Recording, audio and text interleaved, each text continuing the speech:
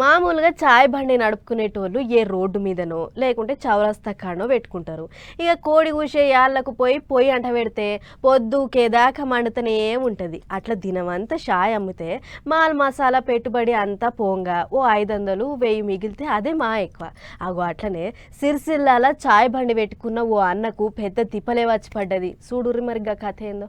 ఇక గీ షాయ్ బండి ఇక్కడ చేతులు కట్టుకొని మాట్లాడుతున్న అన్నను చూస్తుర్రు కదా. గీ అన్న పేరు శ్రీనివాసు. సిరిసిల్ల రైతు బజార్ దిక్కు కేటీఆర్ టీ పాయింట్ అనే షాయ్ బండి పెట్టిండు.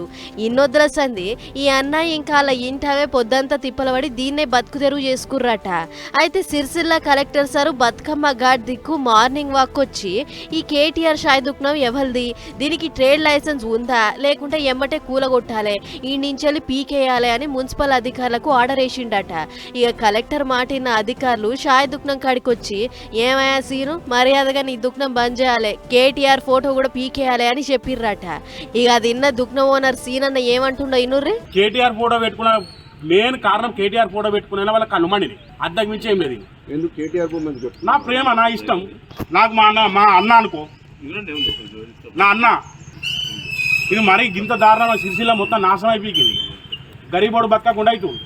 అది అన్నట్లు అధికారులు నా దుకాణం బంద్ చేయాలనుకుంటే బంద్ చేయుర్రి, నాకు ఈ పని తప్ప ఇంకో పని రాదు. అదేదో కలెక్టర్ ఆఫీస్లో ఇంకా మున్సిపల్ ఆఫీస్లో షాయిలు పోసే పనన్నా ఇప్పించి రోజుకు 500 కూలన్నా ఇయ్యుర్రి.